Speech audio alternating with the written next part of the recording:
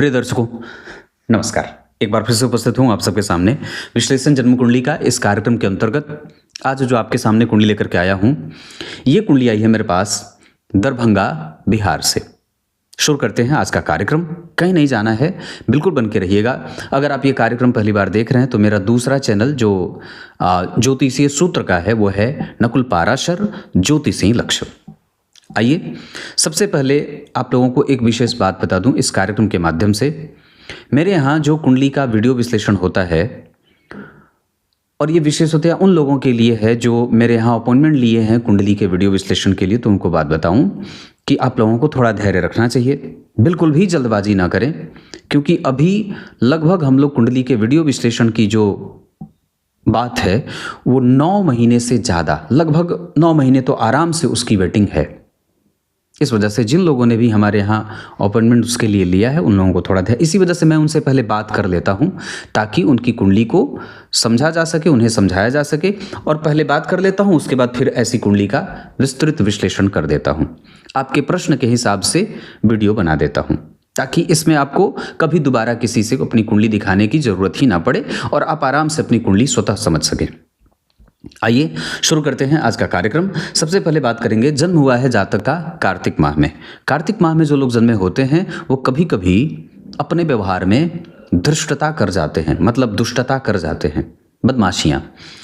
दक्षिणायन में शनि मंगल राहु केतु का बल बढ़ता है, इस वजह से कभी कभी व्यक्ति को सिद्ध करना पड़ता है कि हाँ वो अच्छा है, या कई बार उसकी निर्णय लेने की क्षमता कमज़ोर होने के कारण कुछ अच्छे कार्य बनते बनते बिगड़ जाते हैं।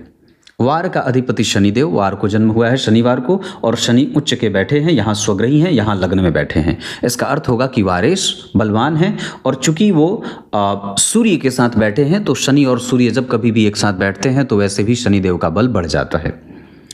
शुक्ल पक्ष की अष्टमी तिथि को जन्म हुआ है। यहाँ के चंद्रमा शुभग्रह तो नहीं होते, पर यहाँ से वो शुभग्रह होने शुरू होते हैं, तो इस हिसाब से व्यक्ति को नौकरी करते हुए भी देखा जाता है, और कई बार वो स्वतंत्र व्यवसाय में भी जाता है, या मतलब कारोबार उसका हर तरीके का होता है। धनिष्ठा नक्षत्र में जन्म हुआ है, ये मंगल का नक्षत्र है, और वसु नाम के देवता इसके स्वामी देवता हैं। तो ओम वसुभ्यो नमः इस मंत्र का जप करना चाहिए। कमल के पौधे की जड़ गले में धारण करना चाहिए। सूर्य को अर्घ निश्चित रूप से देना चाहिए। बजरंगबली के 12 नामों का उच्चारण नित्य करें। शिव जी को सफेद चंदन अर्पित करें, केसर भी अर्पित करें।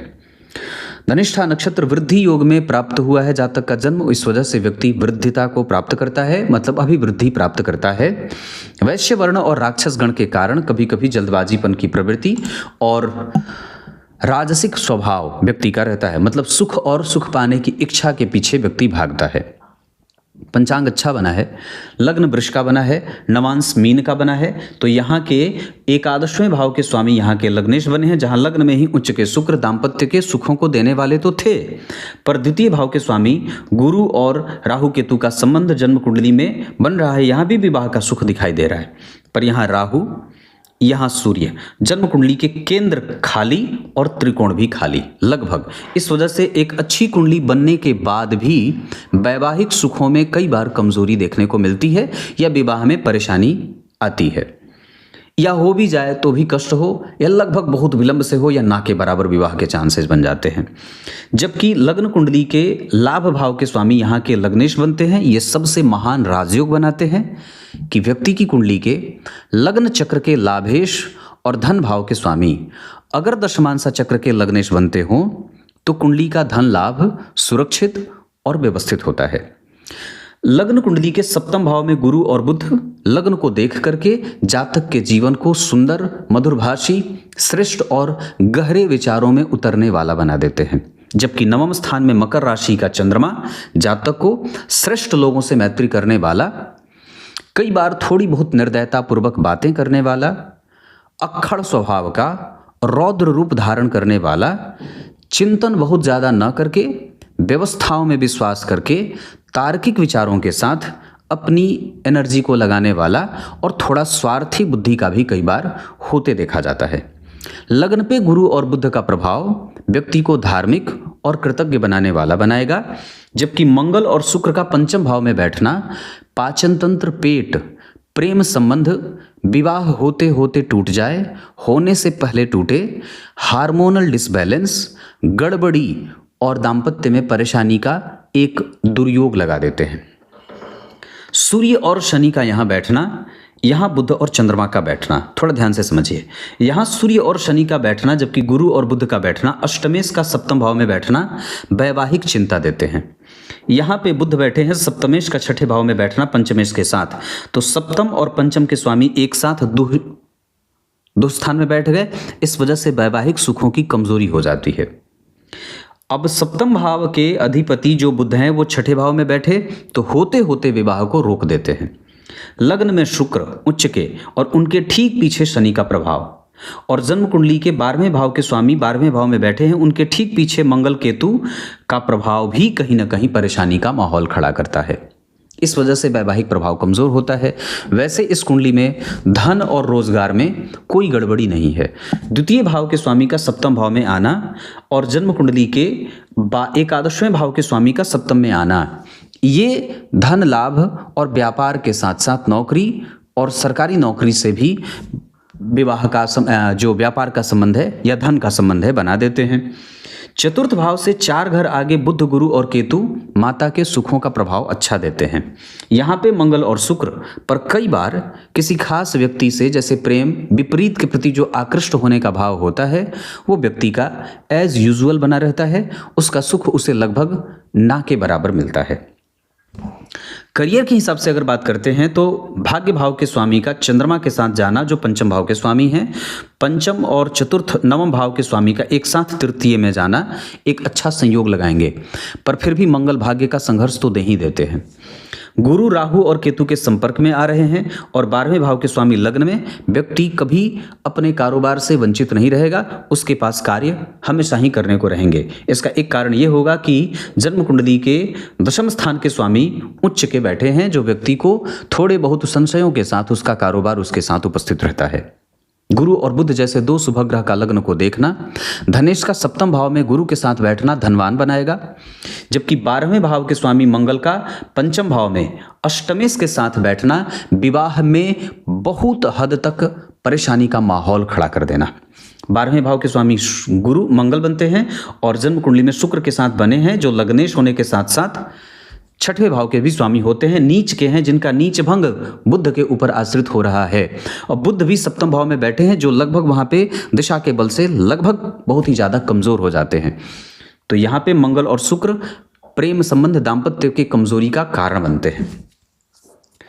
सूर्य जन्म कुंडली में बैठे हैं विशाखा नक्षत्र में आत्मकारक होकर के। नवांश कुंडली में बुध और चंद्रमा अच्छा परिणाम देंगे और लगभग ये बहुत ही श्रेष्ठ परिणाम देने वाले ग्रह बन जाएंगे और व्यक्ति को अपने विषम परिस्थिति को खुद से संभालने वाला, अकेले रहने के बावजूद भी सुख प्राप्त कर लेने वाला बना देते हैं। लग्न कुंडली के आत्मकारक ग्रह की राशि नवांश कुंडली के छठे भाव में बन रही है, जहां बुध और चंद्रमा एक महान राजयोग बना रहे हैं, जबकि लग्न कुंडली के आत्मकारक ग्रह नवांश कुंडली के वृष राशि में बैठे हैं, जहां के स्वामी उच्च के बैठे हैं। ये अपने आप में सूर्य और शुक्र भी महान राजयोग ही बनाएंगे। इसका अर्थ होगा कि शुक्र और सूर्य तथा बुध और चंद्रमा ये दोनों ग्रह आपके लाभ के योग को दर्शाने वाले बन रहे हैं। चंद्रमा लग्न कुंडली के पराक्रम भाव के स्वामी होकर के मकर राशि में बैठे हैं, जिसका स्वामी भी उच्च का है। डिस्पोजिटर प्लैनेट चंद्रमा का उच्च हुआ, इस वजह से नौकरी और अधिकार जातक का रहता है सुरक्षित। वहां से आपको कोई मतभेद देखने को नहीं मिलेगा। एक बेटर कम्युनिकेशन के साथ, ब्राह्मणों का आदर करने वाला, कभी भी उनके साथ कोई बुरा बर्ताव न करने वाला, मधुर संबंधों को विकसित करने वाला, अपने कम्युनिकेशन के बल पर समाज में नाम और यश अर्जित करने वाला, गंभीर चिंतन करने वाला, यशस्वी, धनवान और श्रेष्ठ लोगों से मैत्री करके अपना कार्य सिद्ध करने वाला जातक को बना देते हैं। यहाँ चंद्रमा दानी और श्रेष्ठ बुद्धि के साथ व्यक्ति अकेले भी जीवन की यात्रा पूरी करेगा तो कष्ट नहीं भोगेगा। अगर बात चंद्रमा की करेंगे तो चंद्रमा आपकी कुंडली में तृतीय भाव के स्वामी होकर तीसरे भाव को देख रहे हैं और वो आपको कहीं ना कहीं प्रोफेशनल टच भी दे रहे हैं, मतलब करियर के लिहाज से बहुत अच्छा बर्ताव रहेगा उनका आपकी कुंडली के लिए। और लगभग अपनी दशा काल में वो आपको समझने की शक्ति और तार्किक दृष्टिकोण भी देंगे। मंगलदेव इस कुंडली के लिए 12वें और सप्तम भाव के स्वामी होकर लग्नेश के साथ पंचम भाव में बैठे हैं। नवांश कुंडली में वो उच्च के हो जा रहे हैं और शुक्र भी उच्च के हो जा रहे हैं। इस वजह से ये दोनों ग्रह लाभ देने वाले या अपनी दशा काल में एक श्रेष्ठ उत्तर देने वाले ग्रह बनेंगे। इसका अर्थ होगा कि मंगलदेव उत्तरा फाल्गुनी नक्षत्र में बैठे हैं और वो सूर्य जिनका भी स्वतः नीच भंग शनि के कारण हो रहा है, तो मंगल भी इस कुंडली के लिए लगभग अच्छा परिणाम दे जाएंगे। बुधदेव आपकी कुंडली में वृश्चिक राशि में बैठकर थोड़ा बहुत वात पित्त कफ से संबंधित समस्या देंगे। 3 अंश पे बैठे हैं अनुराधा नक्षत्र में और शनिदेव उच्च के विराजमान हैं। इस कारण से यहाँ पे बुधदेव भी आपको कृतज्ञ और ज्ञानी बनाएंगे। मतलब बुध भी आपकी कुंडली के लिए धन लाभ और व्यापारिक दृष्टिकोण को उदार और बेहतर बनाने वाला ग्रह बन जाएंगे। देव गुरु बृहस्पति 21 अंश के बैठे हैं ज्येष्ठा नक्षत्र में और बुध वहीं साथ बैठे हैं। इस वजह से और देव गुरु बृहस्पति लगभग अपनी दशा काल में आपको समस्या को समझने में मदद देंगे, पराक्रमी बनाएंगे और आपको सत्कर्म करने वाला भी बनाएंगे। इसके साथ अगर शुक्रदेव की बात करेंगे तो शुक्रदेव उच्च के हो रहे हैं नवांश चक्र में और लग्न कुंडली में 9 अंश के साथ बैठे हैं उत्तरा फाल्गुनी नक्षत्र में। इस आधार पर कि सूर्य देव भी ठीक हैं और शुक्रदेव भी ठीक हो रहे हैं, तो शुक्र के प्रभाव से आपको बहुत ज़्यादा नुकसान नहीं होगा, पर ये लाभ देने वाले ये ग्रह भी बनेंगे। बल्कि मैं तो ये भी कहता हूँ कि अपनी दशा काल में ये व्यापार को एक नई ऊंचाई तक पहुँचाने में मदद करेंगे या नौकरी को भी। महादशा वगैरह में जब बात बनेगी, जब कभी भी अंतरदशा में भी, तो ये आपके प्रमोशन और धन लाभ के कारण बनेंगे। शनिदेव आपकी कुंडली में उच्च के हैं, नवांश कुंडली में स्वग्रही हैं, दशमांशा कुंडली में लग्न में आ रहे हैं लाभेश होकर के। तो इस आधार पर ये शनिदेव भी आपके श्रेष्ठ पद, प्रतिष्ठा, नौकरी और यथेष्ट परिणाम देने वाले बनेंगे। जबकि वो आपको विदेशों में स्थापित करना, घर से दूर जाना और अच्छे लोगों के साथ मैत्री करना, न्यायप्रिय संबंध विकसित करने में आपकी मदद करेंगे। स्वाति नक्षत्र में बैठे हैं और राहु जन्म कुंडली के लग्न में उच्च के विराजमान हैं। इस वजह से शनिदेव का बल भी आपकी कुंडली के लिए बहुत अच्छा बनेगा। जबकि राहु देव तो लग्न में ही विराजमान हैं और 2 शुभ ग्रह से दृष्ट हैं। भाव का अधिपति लग्नेश होता है। केंद्र त्रिकोण गो राहु स्थितः शतोशतः वाला सिद्धांत, केंद्र और त्रिकोण के राहु व्यक्ति को अपनी दशा काल में राज्य और कीर्ति प्रदान करने वाला बना देते हैं। इसका अर्थ होगा कि राहु थोड़ा कंफ्यूज करेंगे। व्यक्ति थोड़ी बहुत कई बार चीज़ों को लेकर कंफ्यूज होता है, संबंधों को लेकर कंफ्यूज होता है, लोगों को लेकर कंफ्यूज होता है, विचारों को लेकर के भ्रम बना रहता है, पर वो एक सामान्य सा नेचर है। वस्तुतः राहु भी यहाँ ठीक परिणाम ही देने वाले बन रहे हैं। व्यक्तित्व पे अभी थोड़ा काम करना बाकी है। वाणी ठीक है, हम उसको और भी ज़्यादा पोलाइट कर सकते हैं। चरित्र बल ठीक है, मेहनत बहुत अच्छा है। ये कुंडली संपत्ति प्राप्त करेगी और अपने पीछे संपत्ति बहुत अच्छी छोड़ेगी भी। प्रेम देने की बात आवश्यक है, प्रेम देने की आवश्यकता है। विवेक शून्य मत होइए, शांत रहिए, गंभीर रहिए। जितना ज़्यादा हो सके अपने आप को धैर्यवान बनाने की कोशिश करिए। नौकरी और व्यापार में नौकरी ज़्यादा अच्छा है, व्यापार थोड़े नंबर पे, दूसरे नंबर पे आ रहा है। कंसंट्रेशन पे फोकस बढ़ाना होगा और गुरु की दशा में स्वास्थ्य की चिंता आपको सता सकती है। जबकि इस कुंडली का धर्म और भाग्य 100% अच्छा है। सामाजिकता थोड़ी कम है कुंडली की, और बाकी ये कुंडली अपने लक्ष्यों को प्राप्त करने में 100% सफल हो जाएगी। गुरु, बुध, मंगल, शुक्र सारे ग्रह मुझे अच्छे नजर आ रहे हैं, कोई भी कमजोर नहीं हो रहा है। हाँ, आपका ऋण का लेन देन कमजोर करेगा और कई बार आपकी मैत्री बहुत ज़्यादा लंबे समय तक किसी के साथ टिक नहीं पाती है। ये एक कभी कभी समस्या का कारण हो सकता है। हालांकि ये भी अच्छी बात है एक लेवल पे देखें तो। इतनी सारी चीज़ें हैं। नक्षत्र दान करने का धनिष्ठा बहुत अच्छा है। अंक आपकी कुंडली के लिए 2 और 3 बहुत अच्छा रहेगा।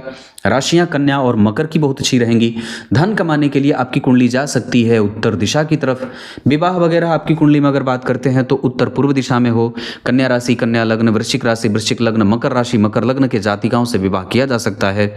धन कमाने आप अपने जन्म स्थान से नज़दीक भी जा सकते हैं, कोई अलग दूर जाने की आवश्यकता नहीं है। अगर दूर हैं तो ठीक है, पर कोशिश करिए कि अपने घर के निकट आ जाइए। इसके अतिरिक्त लग्न में राहु हैं और गुरु केतु का प्रभाव जम नहीं रहा है। इस कारण से कई बार व्यक्ति को सकारात्मक बिहेवियर में थोड़े बहुत रुकावटें मिलती हैं, या कई बार वो व्यक्ति लोगों के लिए अच्छा करना चाहता है पर बात बिगड़ कर उसके सामने आ जाती है। ऐसा गुरु राहु के कारण होता है। इतनी सारी बात।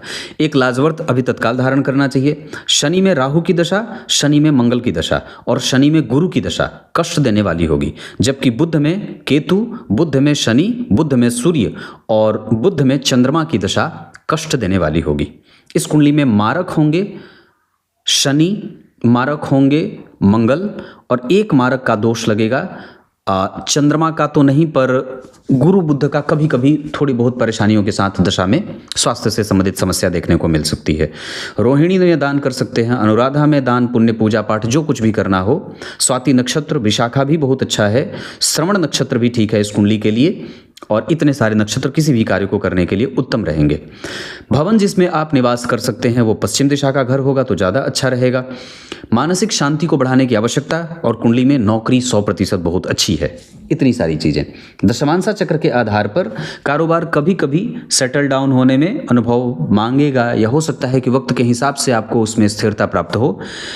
दशमांशा चक्र के लग्न के अधिपति का जन्म कुंडली में 12वें भाव में जाना, चतुर्थ भाव में सूर्य का होना इरिटेशन देते हैं। भाग्य भाव के स्वामी का तीसरे भाव में जाना थोड़ी बहुत शंकाओं के साथ व्यक्ति के चंद्रमा और मंगल की दशा लाभ देने वाली बनती है। ये बात कर्म क्षेत्र के लिए शनि और सूर्य का केंद्र में होना इरिटेशन देगा, गड़बड़ी पैदा करेंगे, और कई बार आपको थोड़ा आलस्य वाली प्रवृत्ति में ले जाने वाले बनेंगे। जबकि दशमांशा से पहले नवांशा चक्र में शुक्र केंद्र में होने के बावजूद गड़बड़ी कर रहे हैं। त्रिकोण बिल्कुल खाली, केंद्र के लगभग 3 भाव खाली, त्रिकोण के दोनों भाव खाली, मतलब 5 भाव खाली हैं।